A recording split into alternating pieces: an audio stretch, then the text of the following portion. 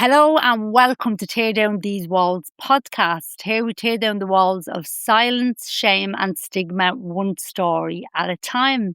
And I'd just like to say welcome back to everyone and a big welcome to Orla Gray from Lucan for episode 21.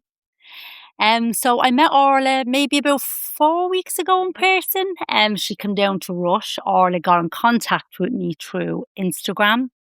Instagram it was. Yeah. And I had a lovely conversation and she said some wonderful things about the podcast. And one of the main reasons I have to say before we start, it changed your mindset on some of the beliefs you had from Absolutely. particularly people from where I come from. And I can't tell you how much that meant to me, because one of the main reasons, there was many reasons, was I really wanted to give people an understanding of what it was like to grow up like us. And when you sent me that beautiful text, it was like someone handed me a check. It really was, Orla. I thought this is what I wanted people to understand, that we're not bad people.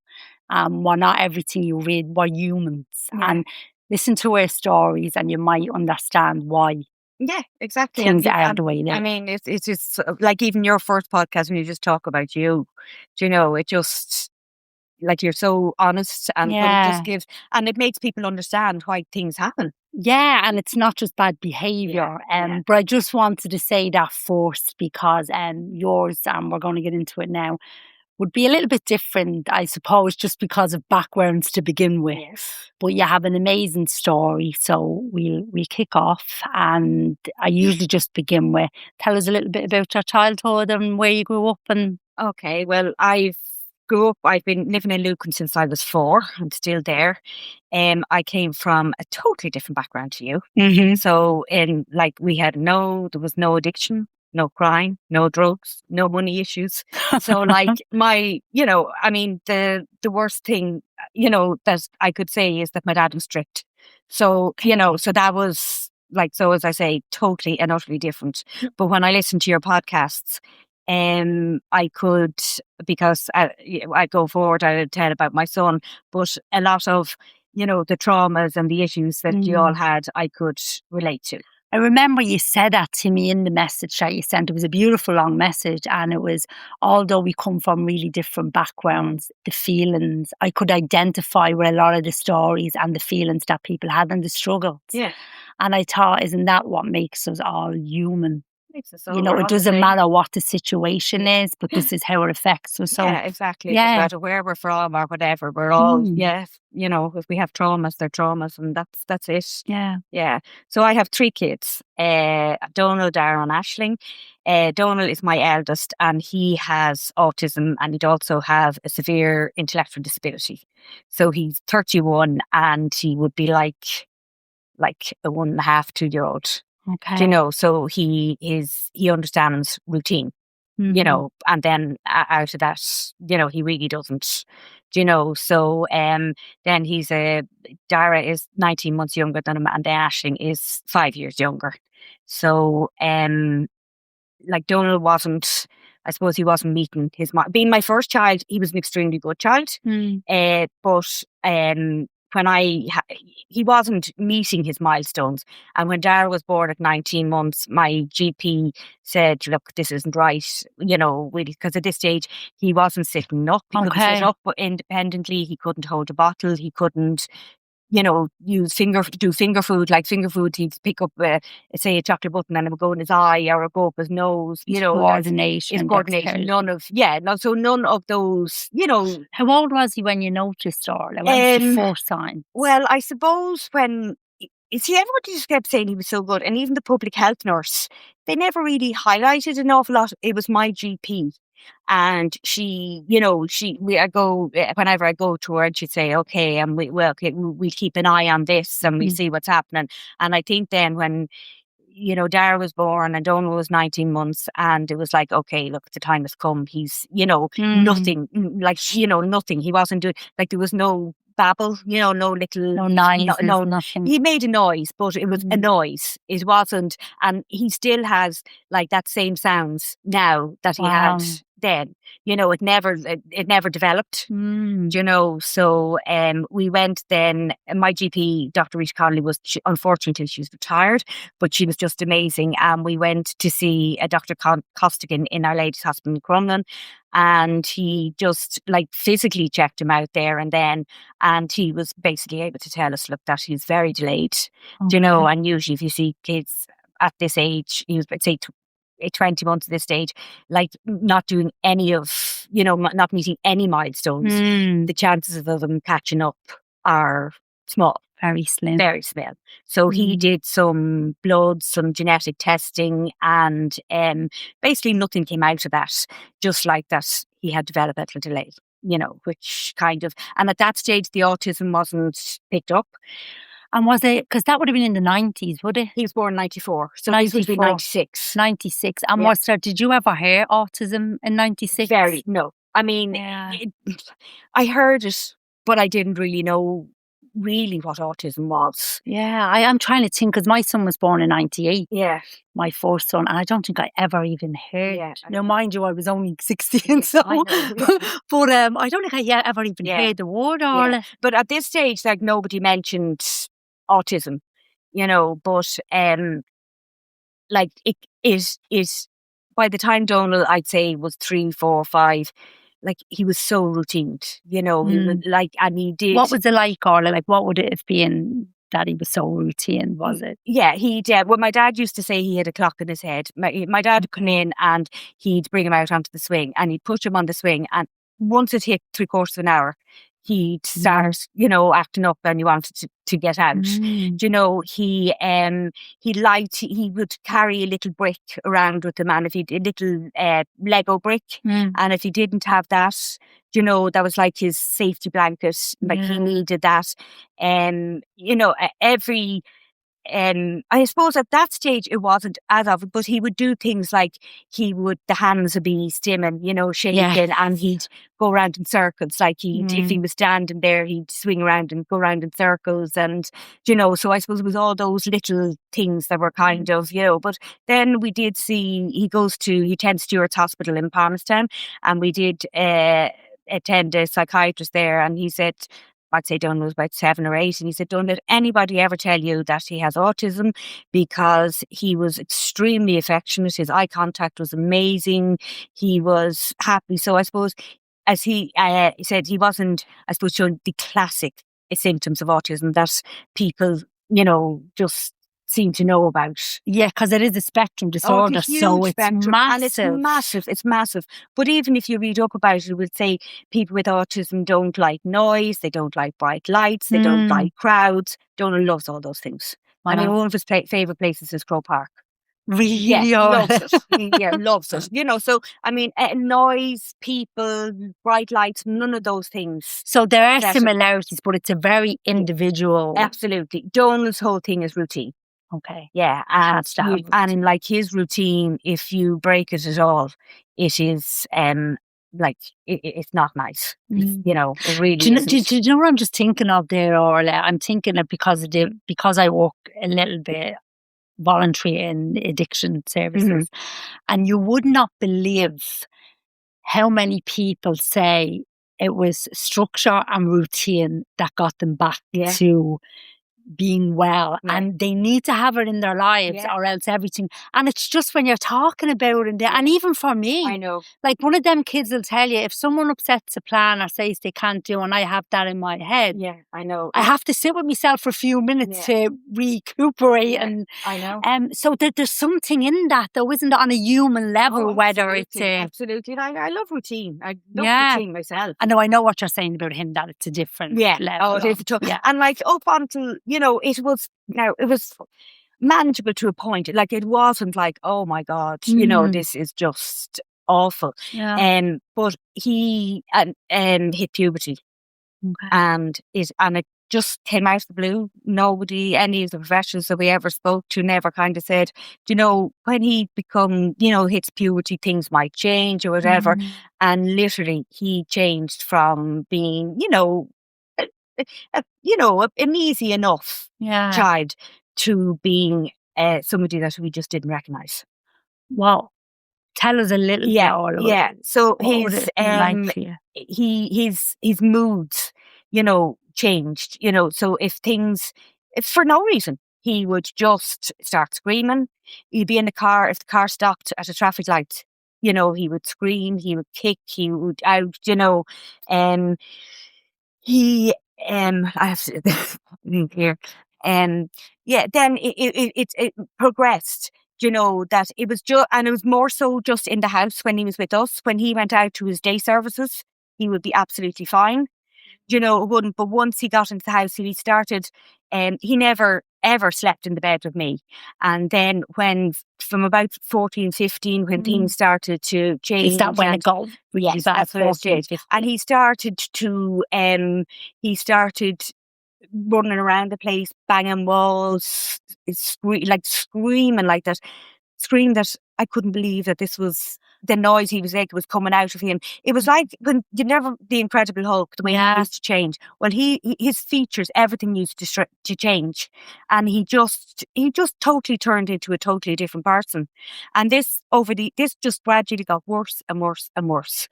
The impact of that, Orla, like, Oh, because it was, I'm like, I mean, I have 3 kids, and thankfully none of them yeah. was diagnosed. ADHD, the eldest lad, but Mm. it was.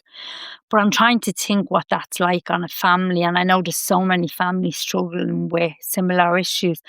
But for to have a child that, let's say, you can manage and Yeah. is lovable, Yeah. for those drastic changes, the impact for you and your husband and your 2 children, like, Oh, it was unbelievable. Now, Aisling, who's 7 years younger than Donal, will say now that, like, she doesn't really remember it as being an awful thing, mm, whereas Dara was only the 19 months younger than so he Donal, remembers. and he remembers it, and it had a really, really profound effect on Well, him. it's like if you are living with someone with domestic violence Yeah. that was displaying those type Yeah. of behaviours, whether it's through autism, like a psychological disorder, or it's going to have the same effect. It's like what you said about listening to the podcast. Oh, The absolutely. effects I know. is the Yeah. same on us. Yeah, and like we literally walked on eggshells, and it was like it got to the stage was like you weren't even thinking when's it going to happen. It's like,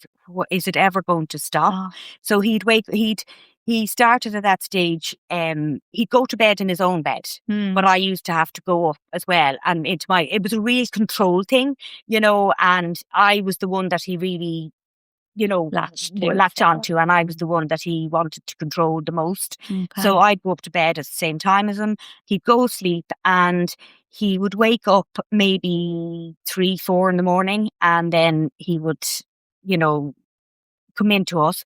And for a few months or so, Tom would go into his bed, Donal would get in beside me, and literally you'd lie in the bed and not move. He used to lie in the same pillow as me, like, so you were like, put a statue in the bed thinking if I don't move and I'm asleep, he might go back, go asleep, and we might get a little longer, in the bed and whatever. But once he decided he was getting up, that was it. And the screaming would start. And it would be, the banging the blinds, the, running in and out of everybody's room. And it was just, there was no rhyme or reason to it. It just was. Couldn't make sense. It couldn't make sense. I'm thinking about your nervous system, what that must have been like. Oh, it was just. Because I just got a vision of you lying in the bed like a stiff poker. Oh, yeah. You know the way we all do that with children when they're younger? We're like, don't move, don't breathe, because we don't want them. But that level of having to. Yeah. And it wasn't only that, it was, it was that you want to protect your other children and you want them to have, sleep. But it was so loud that our next door neighbours would hear him. They would know. Now they are gems. They're absolutely fantastic, and they just felt sorry. They had empathy. They were empathetic big time. Towards. Yeah, big time. Big time. Yeah, so it got. Like, it got so bad that you had to be, like, even during the day, you needed to be doing things all the time. But sometimes you'd say, okay, we're going to go for a walk. And he would understand walk, he would understand shop, he'd understand car. But then you'd get ready to go out for the walk and he'd start screaming because I don't know why, because he obviously had something different in his head. There's no communication. There's no communication. No communication. What like, how are you coping? Because I know when we're in the middle of something, we just keep going. Yeah. It's like you can't even feel it. Yeah. I mean, you know that you're worn out, you know that how am I going to, but it's like you're a bit numb to your own situation, and everyone gets numb with it. Yeah. What had to happen for you, Orla? Well, he did get respite, which was great. And that definitely, when he would go into respite, he'd start off, maybe he'd get a weekend once a month, and or else then say another month he might get 3 days midweek, and it was just heaven. But we did nothing because we just recharged the batteries, and you just didn't have the energy, because people say, "Oh, great! Now what do you do?" And you're like, nothing. Just be normal. No, yeah, we do absolutely nothing. He never, and still doesn't let me sit down. Like when he comes home, I do not sit down. It's not, and I have to be doing something all the time. Like I have to be, and I can understand why that is, because I used to, like, he liked me to be working. He liked me to be cooking, ironing, brushing the floor, hoovering. And if I was doing all that, it kept him a little bit happier, so watching you being stimulated calms him down. Yeah, exactly. But like, I never sat down to eat or anything. I'm just thinking of a wind-up doll when you're talking. Yeah. That's the image in my head, that someone had to wind you, and you just had to go all day. And you say, when you're in it, you to soothe him, you just do it. No. You really just do it. Yeah. But it did come to a stage like that. It was really affecting all our mental health really, really badly. For sure. And we knew then that we had to do something for all our sanity, and we started to think about full-time residential care for him. Okay. And at the time, like, this was great. This is what I wanted, what we all wanted. And that took a long time. So how old was he now at this stage, Orla? He would, I suppose, maybe 16, 17. So we got that was when you were allocated resident? This is when we put his name down for it. Okay. Yeah, well, maybe we put his name down earlier than that, but I'd say at this stage, maybe when he was about 16, we actively started to look. Okay. Because like, so my mum and dad used to, like, they were great. They all come over, and then my mum had developed dementia, and I couldn't even let them come over because Donal had become quite violent. Now, the only ones he really was with Tom and myself, but he could, if he got it, if he got upset and he could run, could run straight past my mum and knocked her over. Yeah. And she didn't realise, what was happening with him, and she used to try and pacify him and that was just, it was scary. So, I mean, it impacted on them as well, that you couldn't really have them over when he was there. And you couldn't go places. You didn't have people into your house. It's that domino effect. Like, and again, and I'm sorry to keep saying this, but I'm just getting a grasp on how you could identify with the stories in the podcast, because I'm thinking about, let's say, an alcoholic or an addict, and how much they affect. And I know it's different with your son, but the point I'm just trying to make is, it doesn't matter whether it's something someone was born or something developed. Exactly. The impact on the wider family, or your mum, your dad. Yeah. So it's just landing with me now. Why, and the suffering. You couldn't bring people into your house because you just didn't know how he was going to react or what he was going to do, And like, at that stage, he was quite, he got quite violent with himself and with me. Okay. Like, he would pull the sides of his two eyes so badly that he'd bleed. He'd bang the outside of his wrists against walls until they'd bruise. He'd hit the top of his thighs until he bruised himself. Bang his two knees together, and even through the jeans, like, he'd end up bleeding. And sometimes it's so traumatic to have to watch with your own child. Yeah. I'm putting myself. I'm looking at one of my own kids doing that, and I'm trying to imagine. And you're standing there looking and saying, like, how did this happen? And like, he did things like, Tom would have been great at taking him off from the car, just trying to take him away but they were driving down to a carriageway one day, and he opened his belt and he got from the back of the car into the front of the car, and he pulled the key out of the ignition. and Tom's in the middle of a dual carriageway. Yeah. You know, like it's just poor Tom went off one Sunday all the way. He drove to Donegal with him to go to a match, you know, just so he'd be out all day to give Give the rest everyone of us else a a bit of a breathe. respite. Yeah, Yeah. you know, and he would have been all right-ish, Mm. you know, but life is really, really hard. Like Christmas time was awful because we never, like once routine was gone, you know, he had got day services and he liked going to his day services. They were Monday to Friday. Mhm. He'd be collected by bus, so the bus would collect him, say, about 10 o'clock, and he'd be home then about 3:30. Do you know? And when he'd go to them, he'd be good. Or And then was he'd it come the back. routine were in the Yeah, centre for him? yeah, And yeah. And then he'd come back, and it was like as if, okay, you know, I let all my emotions out now. now I can unleash Yeah, what I've been exactly, holding on to exactly. for. Yeah, yeah. Yeah. But Christmas, my other two kids never had jumping up like at 4 or 5 in the morning to go down and see what Santi left. You never think of this, what families Yeah. going through that, Yeah. Orla. No, You know, it doesn't you cross couldn't your because mind. it'd be like, no, you just can't go down, but you just have to wait until he wakes up So and keep him everything asleep was. as long as we possibly can. Mm. And, you know, then you can get up and go down. But it was never the same. Like you're going down and you're watching and thinking, okay. Can I ask happened? a personal question? Yeah. Because I always wonder this about all families. Like I would say, if you're the trouble child, you know, like I would have caused all the mayhem and stuff. And I've asked my sister this. Like I think a couple of years ago, I was, you know, I was struggling again, and not for the same reasons, Yeah. like over alcohol or anything. But I just said to her, I feel like I'm always the problem, and I'm always causing the upset. Yeah. And I wondered, did her and my brother secretly, like, you know, not hate me, but sort of say, for fuck's sake, can she just get her shit together? And like, it's always me, or say something got to do with me that's causing up. And I wonder, did your two children look at Donal like that? And I know it's not because they hated him, but did they just look at him sometimes and say, oh my God, can we not just have a normal life? Yeah, absolutely. Yeah, Dara probably more than Ashley. Okay. But he never stopped loving him. Like, I mean, they both, the love that we all have for Donal is like, we are a very close family and we, you know, we do all love each other very much, but we all have a very special love for Donal, you know. But when you're in it at the time, like, I can honestly say, I loved him, but I really didn't like him. I can totally understand why it's saying that, Orla. Yeah, and I probably couldn't. It was only when he got into his full-time residential care that I could actually look and say, oh God, you know, he was in turmoil.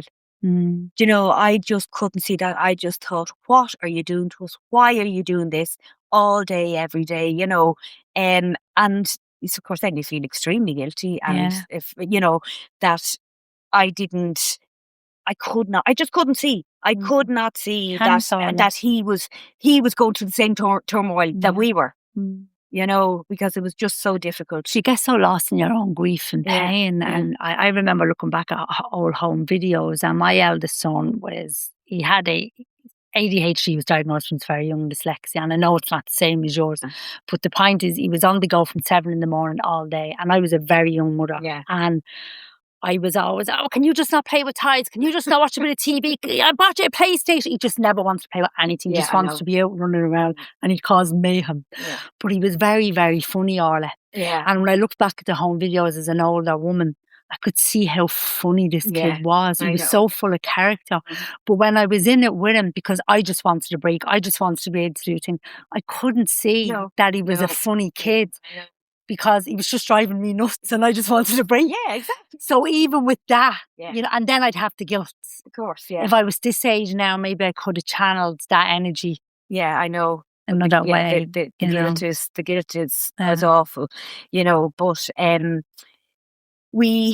suppose go back to the getting him into the care. It was just so hard. Well, because there wasn't one, you know, you'd get in touch with one person, you'd be told, okay, this is the person, and you contact them, and then they say, oh no, that's nothing to do with us. That is such and such. And then you'd ring that person that they said, and it was nothing to do with them. Do you know? So you're literally being pushed from Billy to Jack to, you know. Is there a certain place you ring for this? Is there one or Well, like what? we started to do it through Stuart, who is the service provider that Donal is, you know, so it's between them and the HSE. Okay. You know, and obviously a place has to come up and you have to place them, like obviously that you can't just put everybody in together, you know, you have to, people have to suit each other and whatever, but it was just, you know, it was just being put on the long finger. It was, you know, I think they just, you know, they'd say, yeah, and we look into it, whatever, but nothing was happening. Nothing was. You're left in limbo. Yeah. And then I was in my friend's one day, we were all down there, and her husband is a guard. And there had been an incident in Killarney a week before that where an autistic boy had pushed his mum down the stairs and she died. And my friend's husband witnessed Donal hit me. And he just said that he couldn't stand by and watch this happening and not do anything about it. So he came that week. He came up to our house with his partner, his guard, you know, his detective partner. Yeah. And he took a statement from us, and that went into the HSE, and within a week we had a place. You know, so which is wrong. It's wrong. But look, it's Orla. It's okay to say that's nearly always been that way. Yeah. You know, it's not what you know. It's you know, Yeah, and yeah. and look for you. Like I mean, they must have been like angels for you, being able to come along. And I mean, it came from a good place. He was a friend absolutely. of yours. Yeah. He saw what was happening. Yeah. And he knew he could probably do something about it, and he did, which is fantastic. Orla. Yeah. But it just shows that there was a place there. You know, and how many families are struggling like you were and getting put on the long haul, and like there's no idea. There's no, you know, system in place to say, okay, this is, you know, this has to be done. You know, and it has to be done for everybody. It has to be done because Donal eventually is a much happier person. I remember you saying that to me. He's much better. So he gets the best of us, and we get the best of him. You know, sounds like a great relationship. Yeah, it is. Now he's still a challenge, you know. But I mean, you know, because you get the break, you know, you're doing the right thing. Is the hardest thing. Oh, stop. And I never knew this, Orla. Yeah, I never knew. I thought if I did the right thing, it would be amazing and great. Yeah, it's the most hardest thing to have to do in life is to do the right thing for yourself and the people around you. Yeah, it is. Like I didn't realize how bad it was going to be until he went into his day services, and then I had a full-blown breakdown. I just couldn't believe what I had done to my son. You know, you know, like, you know, the way people when they're younger they have these ambitions. Well, my ambition was to be a mammy. I wanted to be a mammy. And then I just couldn't look after my own son. That was your belief system of yourself then. Yeah. Then that's what you were telling yourself. I mean, I just feel I totally and utterly let him down. And I just couldn't cope. I just couldn't cope. Like I just thought I was the worst person in the world. You know, and I wasn't happy that he was gone into care. There was no it was absolutely the right thing, you know. And you know that now because hindsight is amazing. Orla, where does it take you? I mean, I can speak openly about my own darkest hours and the terrible things that I did do, thought I did or whatever. And I know what it's like to sort of, as a mother, when your main role is to care and protect and love. And I mean, it's love like, love like no other. But to have to do that, and I don't understand that, and I probably, hopefully never will in those circumstances. But I can imagine what it must be like to sit at home and one person is not here anymore, and you think it's because you did it. Oh yeah, and I did it, and you know, I was just so, when we were in the thick of it, this is all I wanted. This is what I wanted. Exactly. Needed it. And then as soon as it happened, it was just, it tore me apart totally. But all if he was very, as you said, like baby-like, childlike in mental capacity, it wasn't like you or say like, if my son Luca now decided to go or he was acting terrible in the Yeah. house. I was like, you get your own place. I mean, I know he's 19, but for you, this big lad, I'm Yeah. sure, was just a baby Oh, he still. was only a baby. So there's so many layers on Yeah. top of that Yeah. for you, Orla, Yeah. to have You to know, and contend how are with. they going to be able to mind him, and how are they? They don't know him the way I know No, him. And no, I know, but now there was. It took a long time, for things to calm down in the house as well, because he was better than he was at home in that he would go to bed and he'd sleep for 12 hours at night. when he went in, Yeah, okay. yeah. But then during the day, everything had to be just right. And he was quite aggressive towards himself for a long time there. He did hit out at staff. He broke Mm. mirrors, he banged glass doors, I don't know how many times he pulled his wardrobe doors off, and eventually he has no wardrobe doors anymore because They gave up, did they they? just gave up. Yeah. Because Handy for him anyway. yeah, You can just yeah. look at what he wants What to wear was and the say. point in having, Yeah. wardrobe doors if he's just, and you see, they were afraid then that he was going to hurt himself when Yeah, he did it, yeah. pulled them off, but it Mhm. was just constant. But he, like now he's good. It's continuity of staff. Mm. It is medication, and then absolute rigid routine between his staff in the house and us at home. And even how it's communicated to him, like he comes home to us on a Tuesday, Thursday, and a Sunday, which but doesn't sleep over. He goes back. Okay. But they have to he's amazing. He knows the days. But you said he doesn't want to stay over Oh anymore. no, Did you tell no, me that? yeah, no, he wouldn't stay. He wouldn't stay. Yeah. Do but on a Tuesday and on the Tuesday and Thursday mornings, like he knows it's Tuesday and Thursday, or he knows it's Sunday. Like he absolutely knows the days of the week.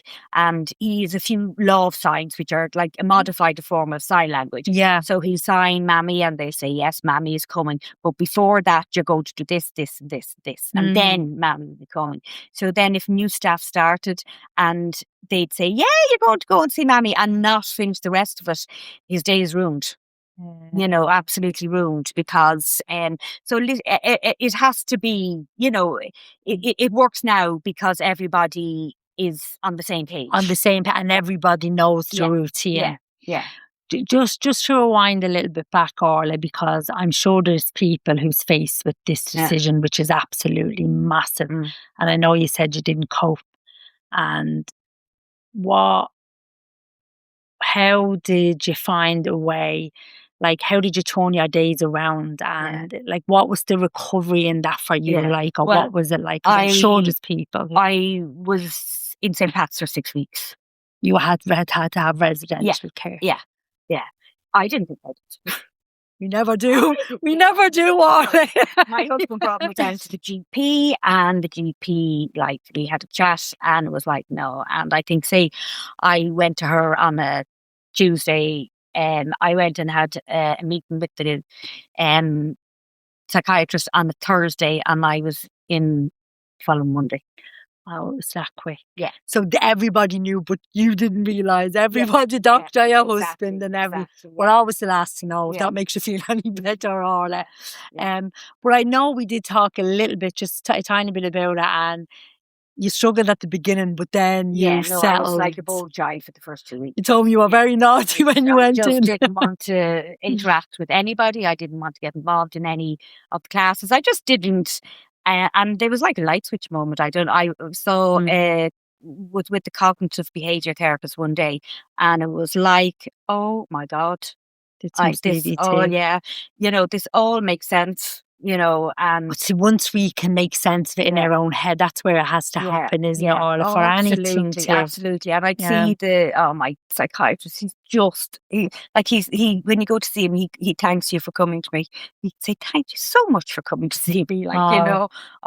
He's a gem, But when I was in, like, you'd see him 3 times a week, and then you'd have other group therapy, and you'd now at the start I wasn't very good for the group therapy at all.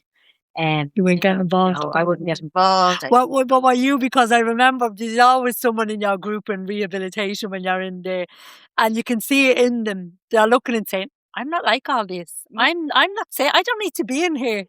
And it could take them 2 weeks to actually crack before they, exactly. And they'd be saying, you'd be in a class and they'd say, yeah, and they'd get something from it, and I'd be looking at them and say, and then they'd be talking about, like I found myself and like I really understand myself now, and I'd say, what are you talking about? What a load of shit! Absolute crap. Absolute rubbish I found myself, and but by God, it all made sense to me eventually, and then after the 6 weeks, I'd say for about a year, then I used to go back in. There was different courses that they run. You'd go back into them, and it just, even as like with the other people, even though none of us had the same, we were all in for different reasons. Same paths. So that takes for people with mental illness, alcoholism. So it takes all sorts, isn't it? Yeah. And what's the program then? So is it like, what's the workshops about? Like what's well, they different, like they had like the things like mindfulness and that. Okay. And I was brutal at it. It's very difficult, mindfulness. Oh my God. It is. I struggle with that. Yeah. And like it's so long, I can't remember exactly what the names of different classes were, but each day there was a specific. And it'd be group classes, and when you hear people talking, eventually when I let myself relax, and and like I'd say there was one man there, and he was a solicitor, but it was a very intense practice, and who he worked for wasn't very nice, and he just, like he said, like he was working 18, 19 hours a day, and he eventually just cracked. He couldn't take it anymore, and then there was another lady who had a child who had died, and that was her. Another girl, her husband had lost his business, but when she was young, her father had lost his business, and it was like, his history repeat, that generational stuff then carrying. But like we were all broken. Broken. We're all in different ways. And it's that loss of self. Yeah. Like, no matter what we're in any of these places for, at the end of the day, we're sitting there like shells, and the loss of the self is what I'd like to say. And how do you build that back up? I know. It's and a long road. An awful long road. But they do teach you skills, yes, and they get, and I would know myself, okay, I'm not great, I have to kind of, just stop and think and say, okay, this isn't right. You have to pull yourself together, and So what was it like? What did you actually go in for? Was it depression, Orla? A clinical depression. Depression. I went home to my husband, and I said after meeting the consultant the first time, I said, he told me I had clinical depression. I said, what does that mean? And he said, it means that you were diagnosed in the clinic. So that was about as much. Yeah, so it was clinical depression. Yeah, I was just wondering, because I had never asked you what it was. Now look, it doesn't take a rocket science to understand why. But I just couldn't communicate with people. I couldn't make phone calls. I didn't want to leave the house. It was, I always think, imagine a human being with this flame inside them, like a large flame. And when stuff happens to us and we're not able to cope, like people die or your son goes into care on you, and what the residential care. And it's like that flame gets smaller and smaller and smaller. And when we end up in places like that, I always say there is a little flicker burning, but it's up to us and the people around us upon us to ignite it again. And the more work we do, the bigger the flame. The more we look inside, the flame gets. And that's the way I see it in my head, Orla, And like, you don't even realise, but all of a sudden, like, it's like, okay, I don't mind making a phone call, and I don't mind going out so the little changes, but small. And they just and then you wake up one day and you're like, I actually feel like I want to go on a walk. I feel like I want to make dinner. Yeah, exactly. And then, but it's never you wake up one day and it's this big massive change. No. I'm cured. Look at me. No, and it all is and it's still a work in progress. look, I think for the rest of our life, Orla, we'll be constantly walking, and there's nothing wrong with that. All as you can ask is to be heading in the right direction. Yeah, exactly. And I still don't sleep. I'm a crap sleeper. You don't? No. I could be up. Like I could be up at 3 if I, but once, between 4:30 or 5, I would be up every day. And the problem is when I wake up, it's like I'm wide awake, and it's like, okay, I have need to do. You start thinking of all this. I have to wash that floor. I have, and it's ridiculous. Yeah. And the psychiatrist always says to me, but why do you have to do them? Can it not wait? But it can't. But it is, as he said, it's all a form of control. I'm in control because for so many years you weren't in control. And now I'm in control. Your way. That's my way of, my routine, my way of keeping myself, on the all right, feeling good. And look, we all have our things. I mean, I get up most mornings at 5:30, not because I have to anymore, but I like getting up and getting a run or a walk before I go to work. I like starting my day off with releasing that charge of energy. I've tried not to, and I don't like how I feel. So it's important to me then that I'd love to be able to lie in bed and enjoy it, but I just don't. I don't either. But I love that time in the morning. I absolutely love it. It's nothing is disturbed. The possibility, there's hope. There's something about the year at that hour, isn't there? It's so nice. It's beautiful. So I don't mind that, if I do try and stay in bed, the anxiety levels are just they build and build and build. So, and then I'm not great for the whole day. So I would get to the stage. I get to the stage that I find it hard to swallow. I can't swallow. My tongue gets stuck to the roof of my mouth. And it's there's no joy in that. So if you want to lie in bed, you want to enjoy it, and I don't. So, but I'm happy when I get up. Yeah, that's little words, and I'm doing my things. I think I can relate to that because I have tried to be slower, and look, I'm a lot slower than I was. Orla. I have learned to relax a lot more. But I mean, the girl in Action, the local coffee shop, says to me the other day, how many walks do you do on a day? So, and then I start going, oh my God, am I still erratic? People is noticing me on what? And then I go into my head. But if I didn't do it like what you're saying, I'd be agitated sitting out there. Exactly. But I did start a little bit of somatic work. This lovely guy, Keith, and I have to say it's been really beneficial. I don't know whether you know. No, I don't know. What is that? It's breath work. Okay. So it's all about all that sort of, when you have that heaviness. I like what you've just described, having to get up and release, but never really feeling like you have that release anyway. I think I could walk from here to China. I know. And still. Yeah. And it's that stuff that, that's trapped in us, the traumas. So this work is to release what's stored in the body. Yeah. So it's trying to connect the mind with the body. Now, I would have been listening to people, would you fuck off? Yeah, I know. But I've really had such a positive experience with this. I can give you more information anyway if you wanted all. But this guy's name, his name is Keith Oren, and everything is natural. There's no sort of any drugs or anything used, and I found it really, really good. Yeah. So I just want to go back to one thing about when Donal went, just for other people. So, they know when Donal finished school, so there's no, school starts at 5 and ends at 18. There's no such thing as primary school, secondary school. It's just, they have this school. Yeah. Right. And that is funded by the Department of Education. Okay. So then when Donal graduated, 13 of them graduated together. And then 2 of them got their place in adult services. So 11 didn't. Because of their needs, they had very high needs, and it was going to be too expensive. So what happened? Yeah, so he was due to start in September, and they didn't. This group of 11 didn't get in until the following March, because basically we had to fight. So it goes from the Department of Education, the funding, to the Department of Social Protection. And when they get over 18, okay. Yeah. But I mean, these people didn't just drop onto the earth at 18.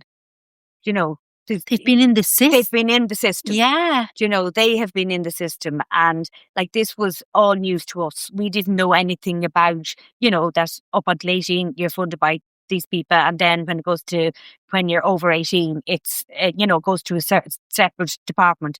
But so just for people to be aware of these things, people aren't made aware. Like, you're kind of drip fed. You only know at the last minute, and then you're in it, and then it's like, oh my, what do I do? So what did you have to do then? We met with local politicians, and we went on Joe Duffy. We we met weekly, and we interacted with Stewart's, who's the service provider. We interacted with sorry, I'm losing train of thought, but I can't think, when you go back to remember all the people, but it was a constant. It was a battle. So that was to keep him in. To go to the adult services, so they're day services where they go in, and they still have routine, and they're still getting some sort of care. And they still get to interact with their peers. I mean, that's the only time Donal gets to interact with his peers. Yeah, so they can't go out. Nobody's going to call for him. Nobody. So I mean, it's so important. That they get. But basically, these 11 were they had a lot more needs. Maybe than. Say it's a spectrum disorder, so people who had gone in previously. Yeah. So it was going to be very expensive, because they would have required, I suppose, more staff and whatever. So, but I mean, their needs didn't change. Their needs were like that from the time they were younger. So all this information was available. All that information was available. So it shouldn't. Everything should have been in place. And the thing is, the people who make the decisions know all that, because they would have doctors and carers and everybody saying, "But what do we do at 18? Just leave them then? So they're going to regress if you take."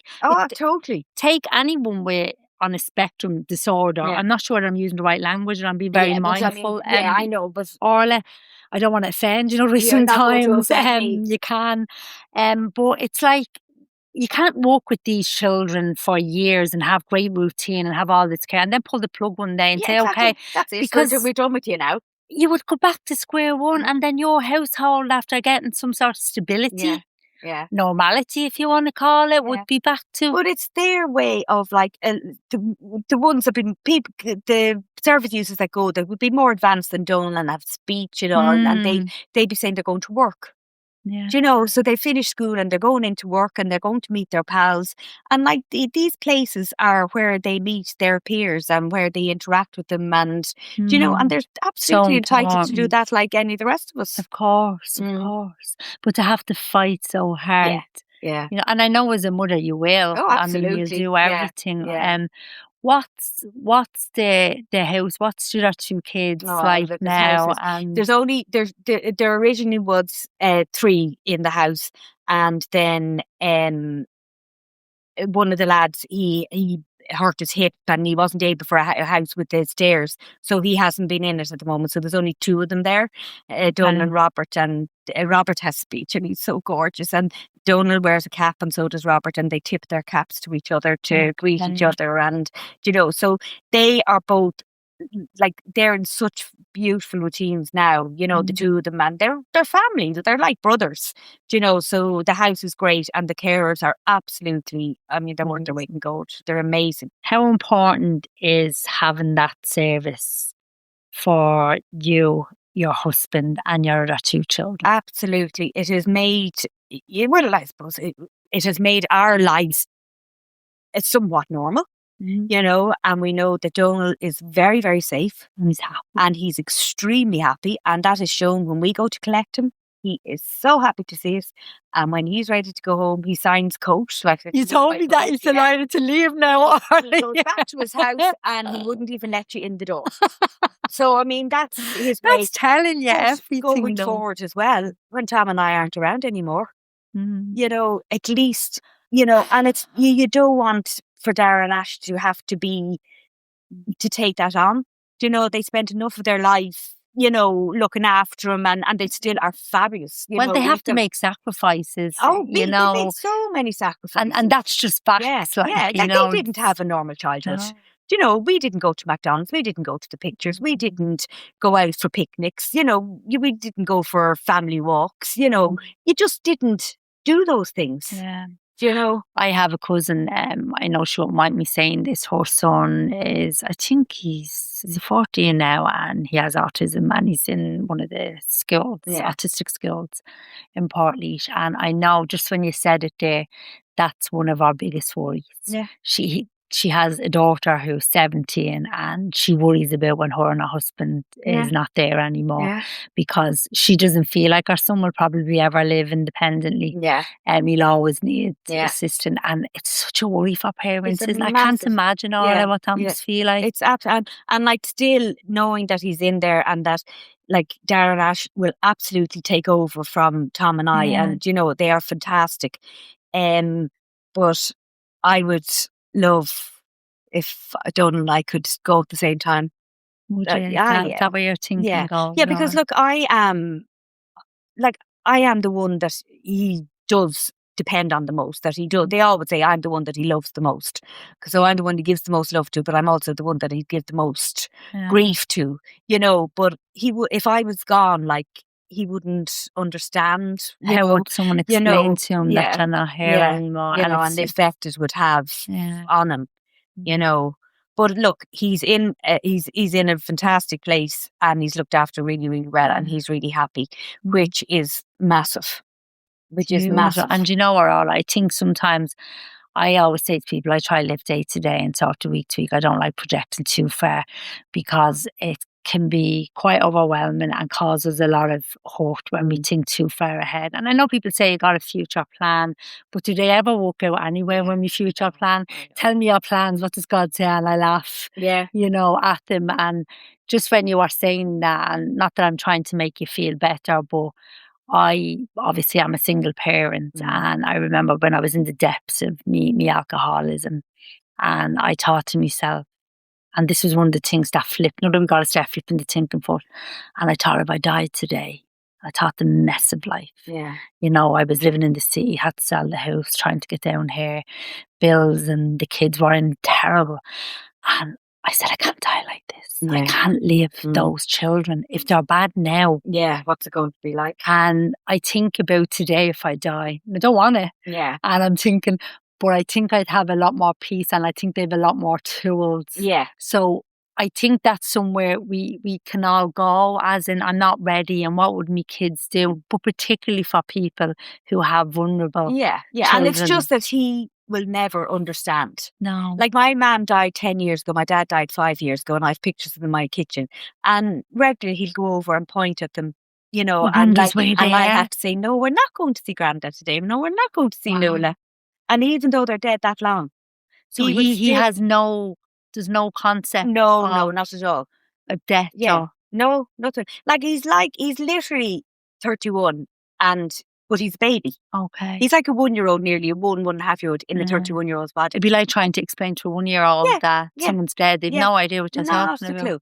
Not a clue. Oh. No. Like literally it's routine that he understands. See, and it's like, so people like me with no screens like that doesn't think of. Yeah.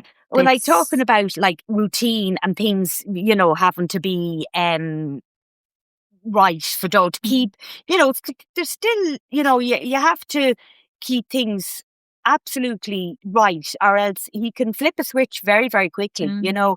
Like we would go to I collect him on a Tuesday and a Thursday, and on a Thursday I collect him from his day services.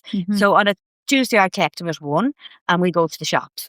Now the shops is Super Value in Lupin. Okay. I could go to 100 shops and he'd still sign shops, because any other shop is not his shop. The shop. That is the shop. Super Value, is it, Lucan? Okay. That is where we go. And we go in, and the first thing he does is he gets his potato wedges. And the staff will see him coming, or they'll hear him, and they'll have them ready. And they hand them out to him, and we don't pay for them, and he's just their special little boy that comes in. They know, you know, and then we will go home and we change his clothes and his hat. Because he wears a baseball cap all the time, has since he was very young, wears it 24/7, like goes to bed with this, everything. It's just, so when I bring him home, any days I bring him home, I have to change him in our house. This is a routine we got into, I don't know how where it came out of. but this is Yeah. it. And you have to, I would have his clothes out ready on my bed for when he comes home. And you put the jeans out, and then you put the sweatshirt, and then you put the t-shirt, then you put his jocks and stuff. And it all has to be in that order, because if it's not, that's a trigger. That could upset That him. could send Yeah. on a But spiral. going back to when we go into super value, we get, I give him €1 and he'll go and get a trolley. But we can only have a small trolley. Is it like the big one? We cannot take a big trolley. Now, you see, that's a routine we started doing. So that's, That's just but how it is now. say if by some chance there was no small trolleys, he will go absolutely mad. And when Donal starts, he'd be this deep voice and screaming, and he'll just run, head down and Okay. run, and all about it.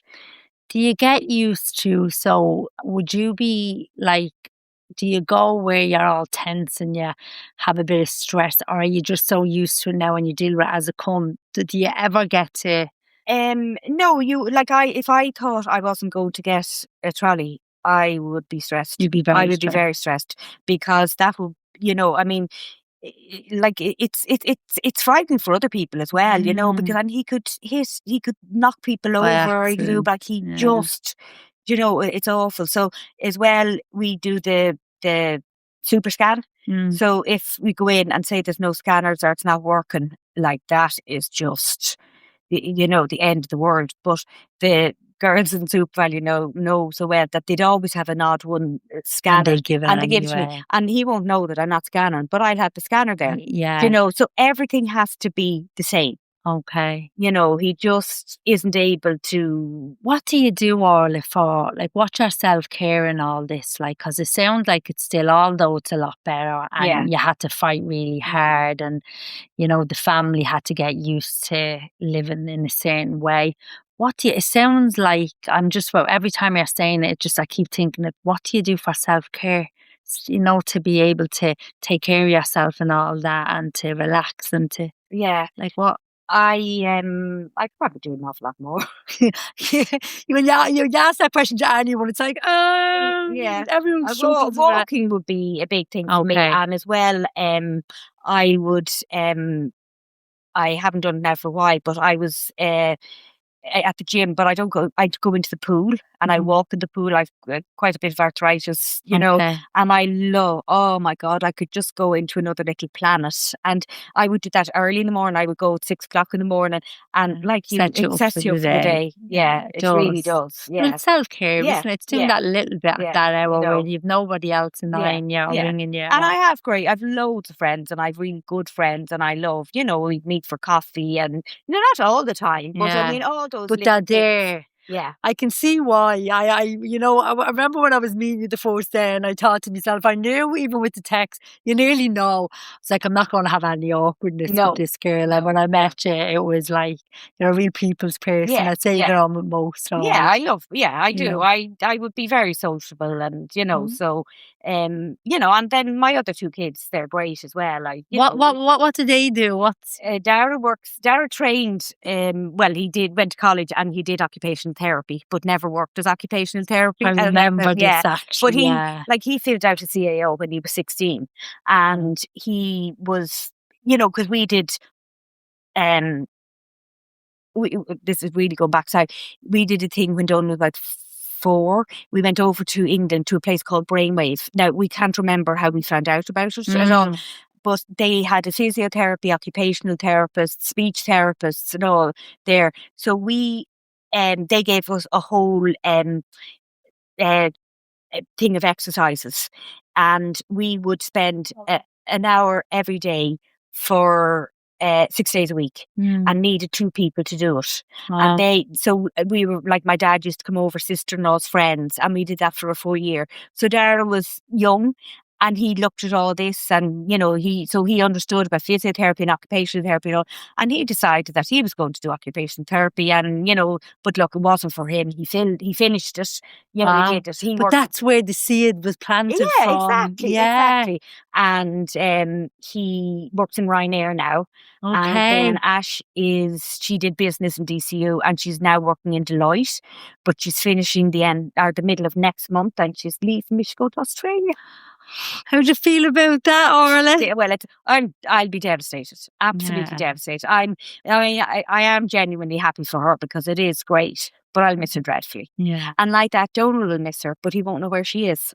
Okay. So You won't be able to explain no. that she's gone Yeah, travelling. yeah. So it'll be just another like your mum and dad on the wall type thing. You Yeah. just wonder. But then when she arrives back, it'll be, because she went and did a J1 a few years ago, and like we went to the airport to meet her, and oh my God, it was just, I mean, it was Was just, Donal there with you? He was he was there. just so happy to Was see her, he? and whatever, so it's, though things like that are difficult, that you can't explain. No, but she's going to do traveling. She's going to travel around Asia for 8 weeks, herself and her friends, and then Australia for, she says, a year. That's just, could be more.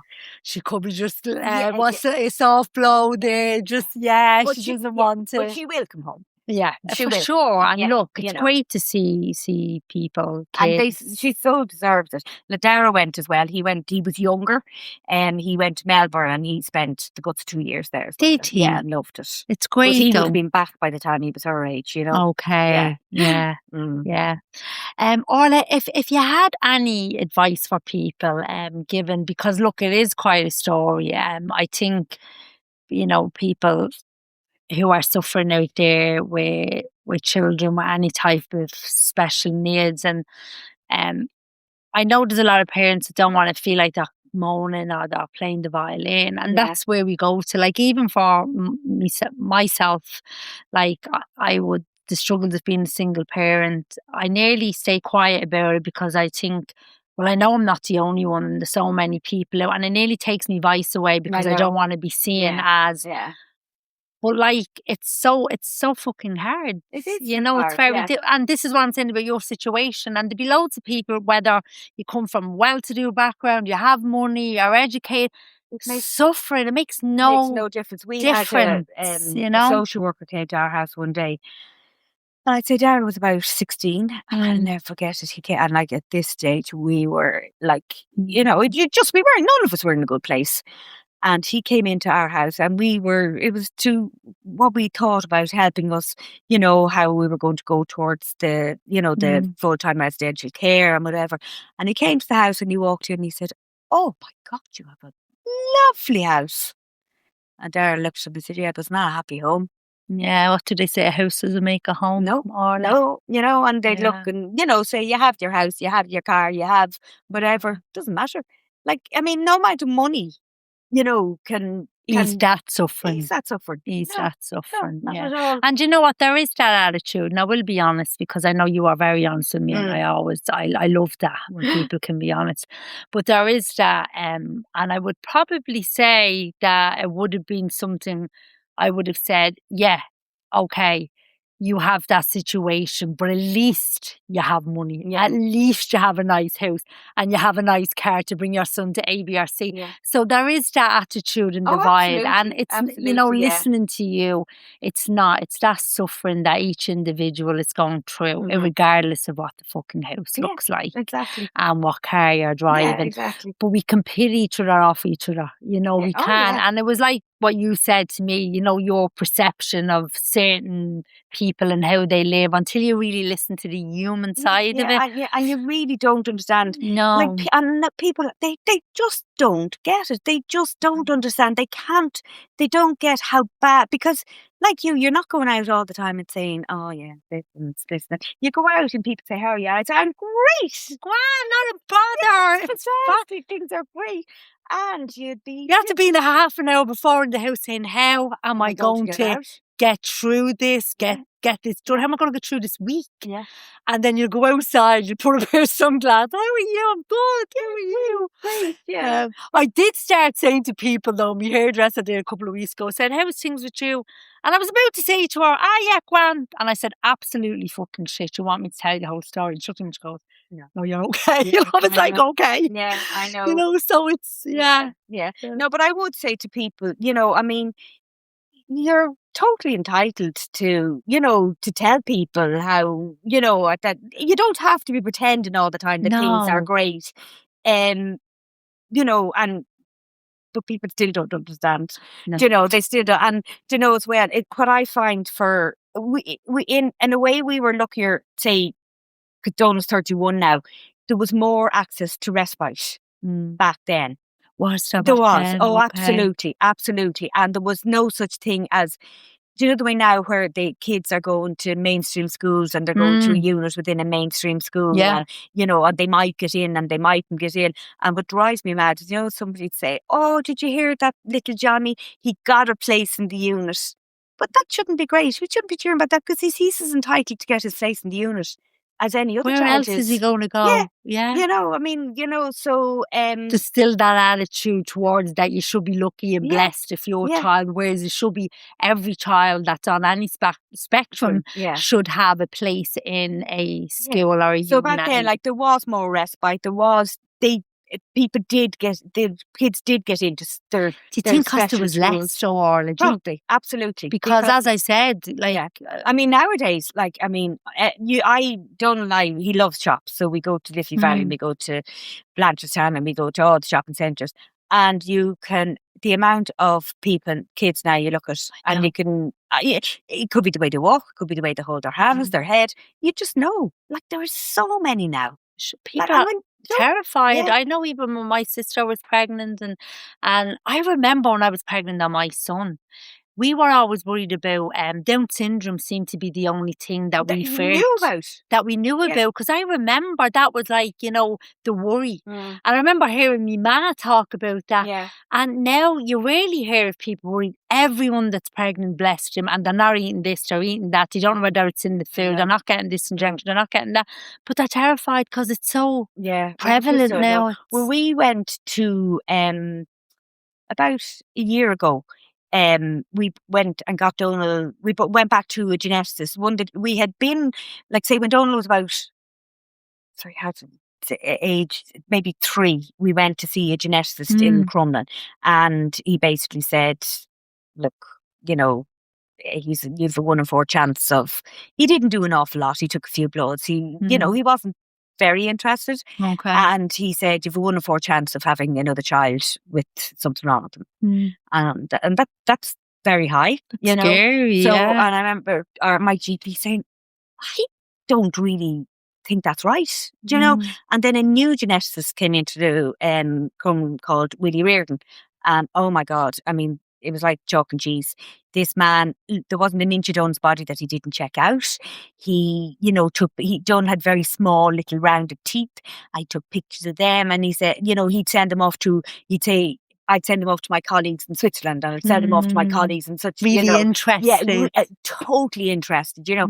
But at the end of the day, nothing came out of that. But about a year ago, we contacted him again, and we went over to see him, and he took bloods, and he said, like, genetic testing had come on so much. Like, they don't, like, I mean, there was 27 years ago, you know. Now.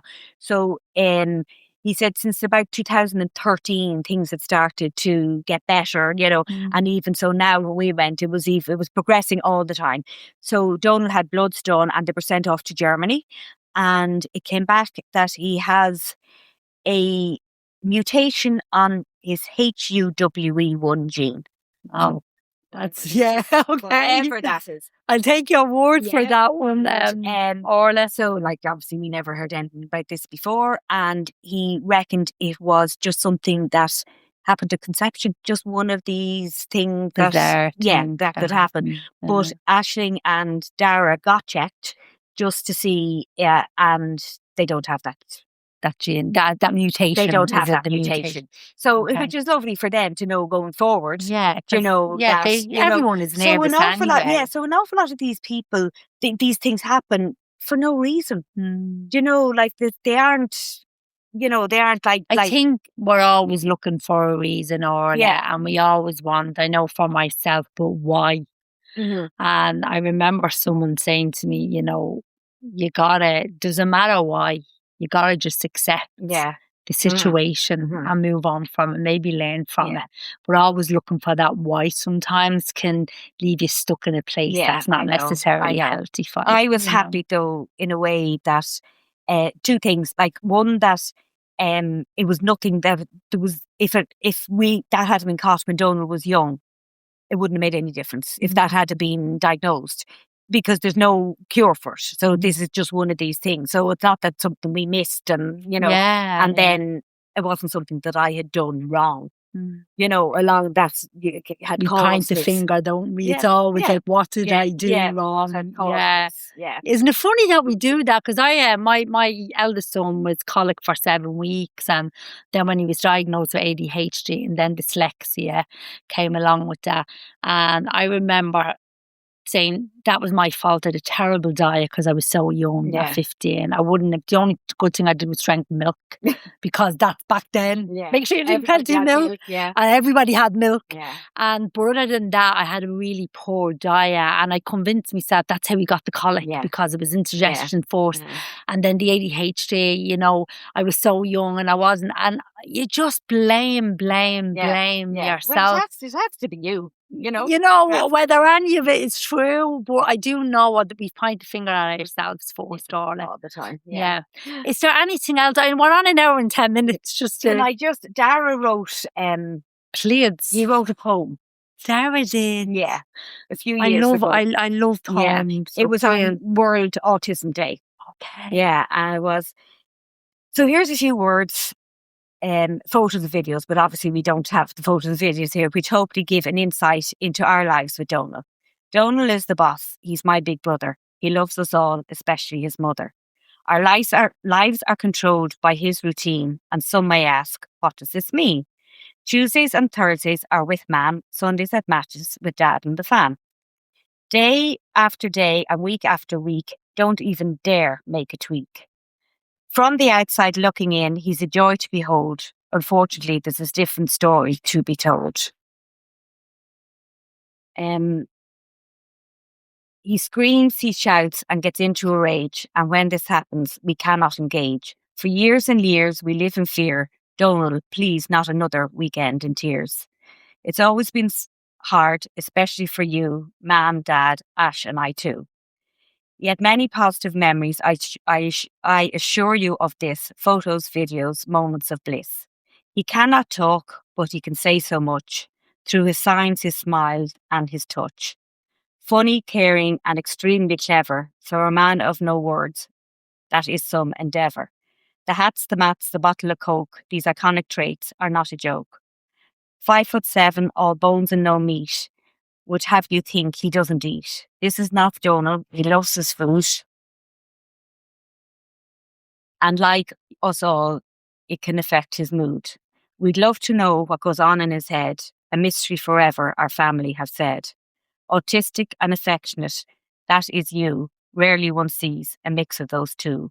But that is Donal, loving and caring, yet will never allow his mother for sharing. Things have never been easy, that is for sure. But our love for Donal will always be pure. Orla, isn't that gorgeous? So it just sums up everything. Yeah, and it just shows that no matter what, I mean, it shows the love that we all have. I was just about to say, regardless, because I mean, he's very honest in it, and you can hear, how life has been. But the main theme through it is the love for Donal. Yeah. An absolute love. Absolute, yeah. And like, as you say, like, because things were so bad, it could go totally the other way, but thankfully, and I think when it comes a time that Tom and I can't, stand up for Donal and be his voice. And now, and Darren Ashton will be very involved as well now. But like, it'll be like taking over. Dara will be business-like, and he, will be calm and business-like. And then Ash will be more emotional like me, because I can be very emotional, when it comes to do you know fighting for him. How amazing you are, like, and incredible that to be able to tell that story so honestly, and to give care and love to your son for 30 odd years. And I know people think, well, it's our son. Yeah. But it's like what you said, and it's so true. Like, you love him, but you didn't always like him. That's Yeah. Oh, tough. absolutely. Yeah. And Yeah. for your children to be able to be honest and Mm. express themselves Yeah. honestly. Yeah. I mean, there's just certain kids that can't do that, Orla, Yeah. because they shouldn't, or it's the wrong thing to do. I better not say anything bad here. Yeah. That's a gift in itself. Oh, yeah. You sitting here and telling that story like Mm. that for other people to be okay about thinking that and saying Yeah. that, Yeah. to have to go into treatment, residential care yourself because of how broken you felt Yeah. to make that decision. Mm-hmm. And here you sit and tell the story, and with genuine concerns about the future. But like any good mother, it's so well sorted because you know you have Dara who will be businesslike and Aisling who is emotional, Yeah. and both of them combined Yeah. gives Absolutely. you know, and your It husband gives not to comfort. forget. Oh, he's fabulous. You He know, has been, I mean, how he kept it all together during those really, really bad years. You know, he was our rock, you know, because Ashley used to say all the time, Mommy, please don't divorce Daddy. So I don't know what I was saying or what, but, you know, but it was a tough house. It really was a tough house. I can hear that in Yeah. the poem, and I'm sitting here thinking of my own set of beliefs as a young child and what I grew up, the us and the them. Mm.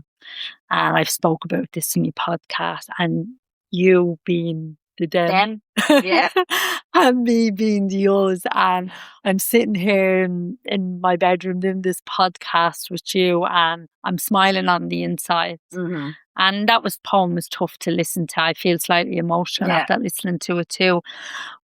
But to sit here in the us and the them Yeah. and have such lovely feelings towards you and But- your family. But I mean, as far as I'm concerned, there's no us and them now. We're no different. Here we are telling our stories of suffering and what it entails to get well and to be a mother and to be strong. Yeah. But to not always be strong, to be weak and to fall and to Yeah. need care and to need help to pick ourselves back up. But it's what I grew up to believe to be true for so long, to have a moment of, it's not true. Yeah. It's not true. No. And I don't know whether you can see the happiness, Yeah, I know. the I know. joy. And what you have done, though, has been like you have enlightened other people too, because people will look and say, "Ah, yeah, sure, look at them. They deserve that. They, you know, that's." And you are really honest with me, and I really admire that Yeah. about you, Orla. But if I didn't get someone like you reaching out to be honest and tell me how you thought, and then to say from listening to this, and then to share your own story, which is no different to my suffering. No, it's different scenarios. I know, and it's something that unless you live it, people don't understand. No. But you have made it. You have explained to people why you know your route was decided for you before you even started it. Before I got to ever say the ABC. Yeah. You know, it it was, set you know, out for me.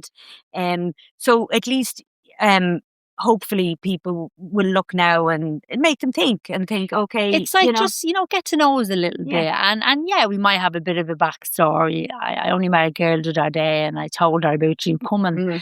And this girl is from Scaries, and she was saying to me, well done on the podcast, and, we're so brave. And I said, are you doing any more? So I have this lovely lady coming, and she's from Lucan. And I said, she reached out, and it was, that was the message that I was just trying to convey to people. It's if we got to decide, she actually said to me, sure, no one chooses that life. Yeah. And I said, are you fucking joking? Like, do you think if I could have chose a life? Yeah, I know That's the one I was going to have that one there, please. I know. But again, we realise that it's all wrong. We're already in it. Yeah. And we haven't got the education. We're already probably in a marriage where we're married to someone who's involved in crime. We're in love, we've children for this person. And so you're already absorbed into that life. Yeah. And then when that dismantles, because nothing sure how it's going to, they either end up in prison dead or they go to jail. It's like, yeah, like to get out is like you got to start from ground zero to get back up again because you've no education. And you know nothing else. You know nothing else. Yeah. And then you have to go out and start convincing people that you're a good person. I know, well, it's so across so clearly that you are a good person. Well, and all the people. Listen, I've done made many mistakes and I've done wrong on many of occasions, but I would hope that I've learned a lot about myself and you know I've been able to turn things around. But look, back to your own story, Orla.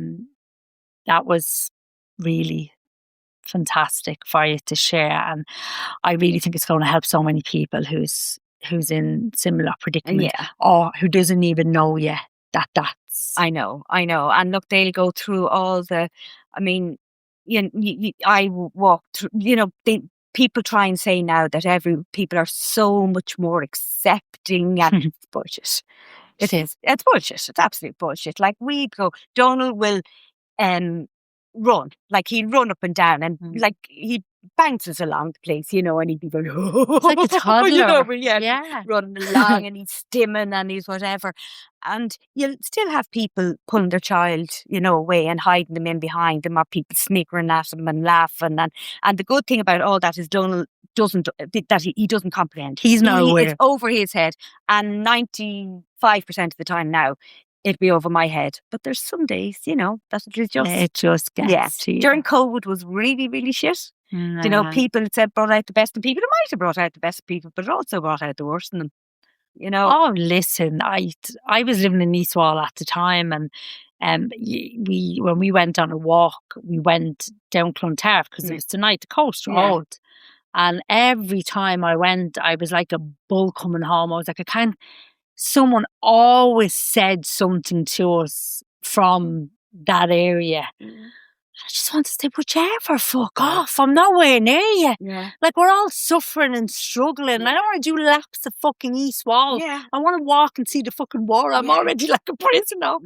You know, but I mean, it was difficult. And there was some people who just made it more difficult. For one woman said to me in Super Valley with him one day, that was the only part of Jones' routine that was still there, was Super Valley, because it was open. And like, they were so good, we never had to queue.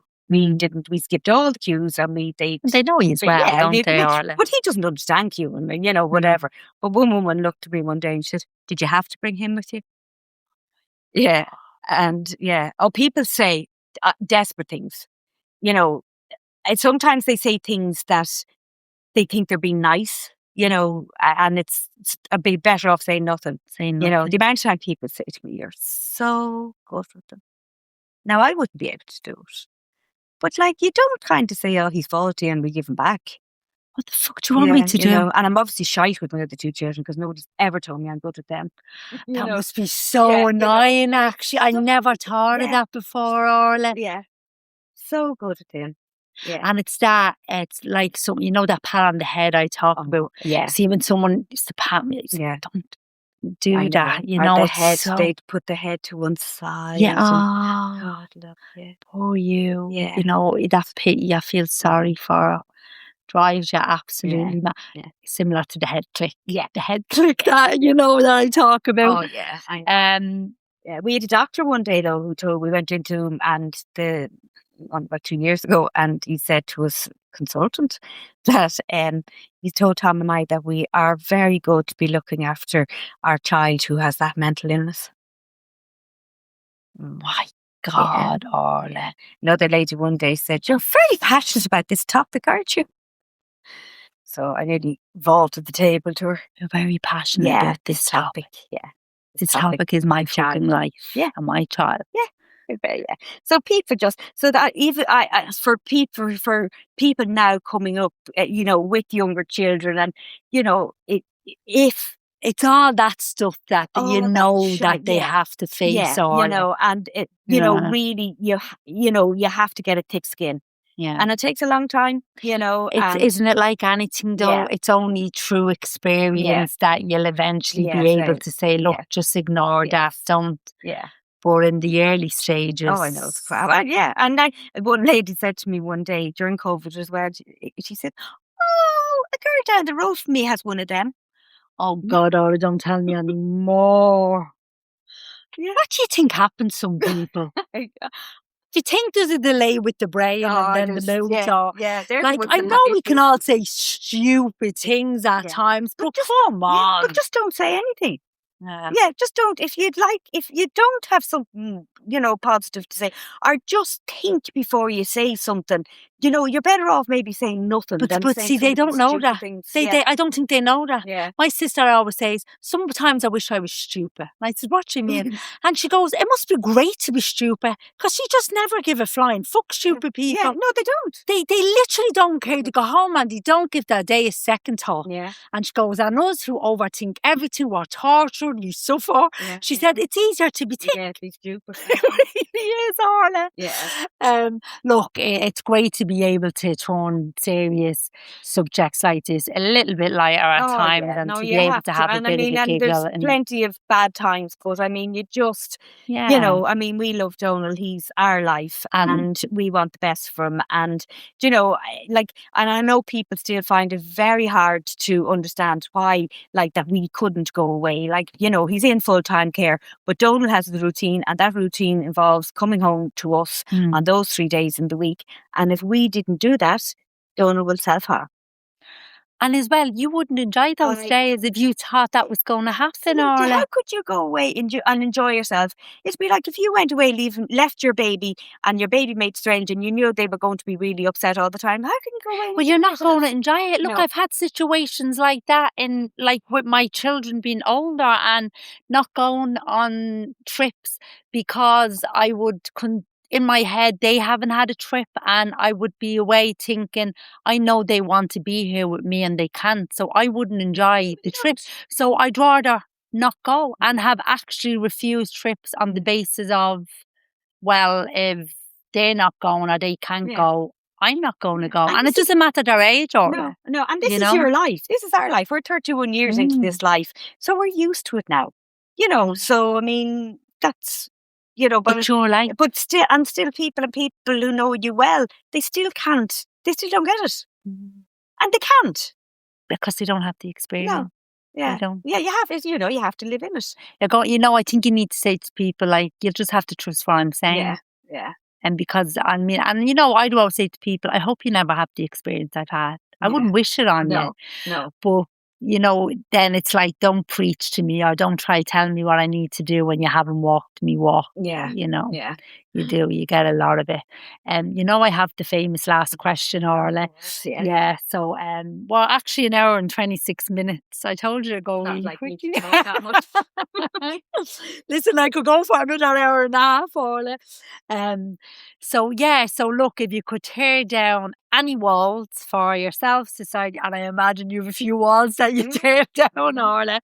So what would they be? Well, I would love there to be a system going forward for all people with additional needs and their families, that they don't have to fight for what is their human right.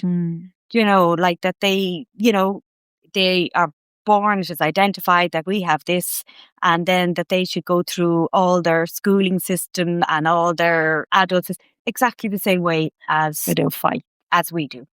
Yeah. Do you know, I've never thought about that the way you've said that there. I'll actually own that. Yeah. I have always thought that people who have children with additional needs, it's a fight. That's just my natural thinking. And just the way you said that, why should it be? Why should they not have the process like any other child to go through? It's absolutely their human right. I love that. And then to make it easier for families, that they know the system, and they know that at age 5 it's going to be this, and at age this it's going to be this, and so they know what the path. Everyone knows. Yeah, and it's not like surprise, And we forgot to tell you about this. You're going to have to go away and do your homework now. Yeah. So if, just to have somebody like Donal, that their life, is the same as anybody else. Their rights are the same as other people's. Because if you had a child, if one of my Dara or Ashling, if they turned around and said, no, we haven't got a place for them in school, all hell would break loose. and it wouldn't be said, like, because it's like they have a so. It's absolutely their right. Do you But know so what? why I isn't never it? simplified it like that because, like everyone else, I have confused it in my own head. Yeah. And it's like, oh my God, have you got, like, for instance, say my cousin, I'd say, oh, did you get a place for him now? Yeah. Because I know that she might not. Yeah. I know. And then when you hear they get a place, you say, "Oh, isn't that great?" Yeah. My cousin ended up getting offered 2 places in the end. I like that, Orla. I go, isn't it great that you had an option of Yeah, I 2 know. places? Yeah. But you see the mindset. Yeah. But you You see, shouldn't. well, I know the mindset, but like, I mean, if you're not in that, how are you meant to You know? don't, Yeah. Orla. It's like when I met you and we had our lovely walk and our chat, and you talked about family members like that, like your dad who had been shot or whatever. I never ever thought of the family that they left behind Yeah. and how it affected them. Yeah. And I said that to you. And I love that you said that. Yeah.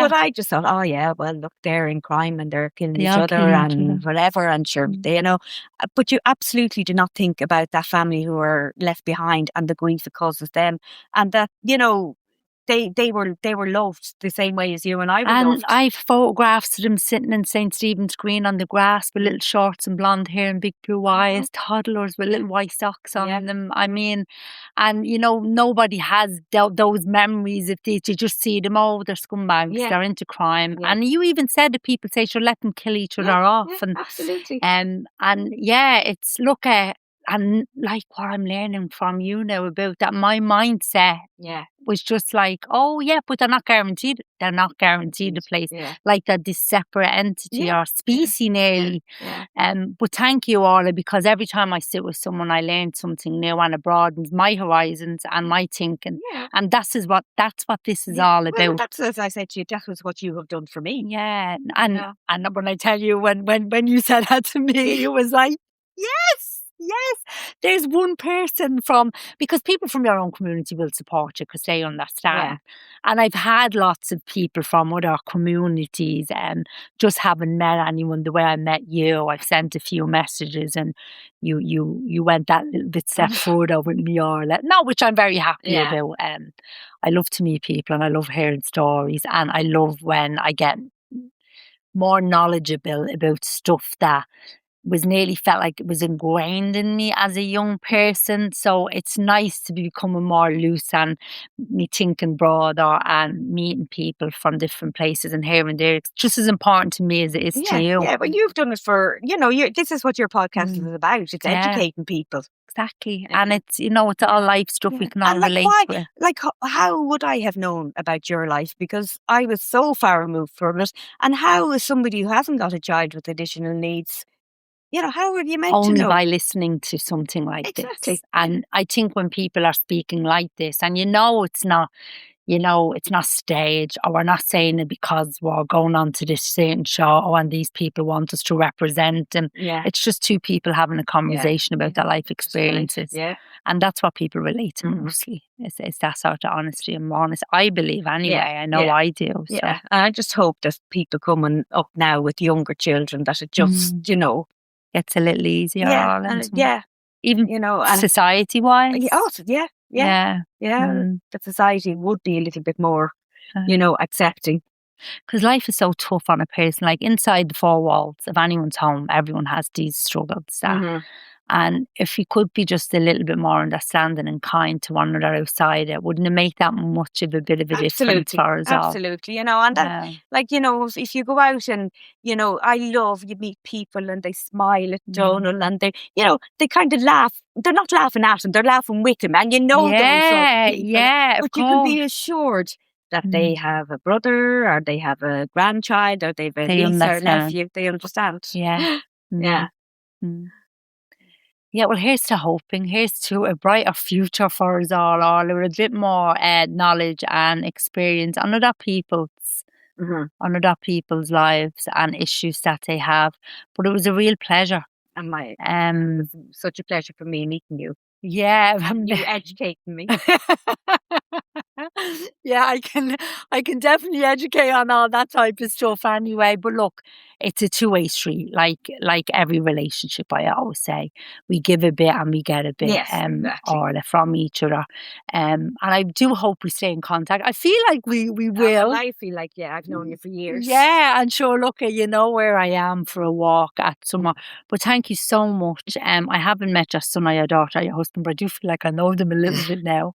Your two sons, should I say, Donal and Darren. Dara Yeah. and Ashling. Yeah. Is your husband He's Tom. Oh, he's Tom. He's Tom, Sorry, I was yeah. getting confused.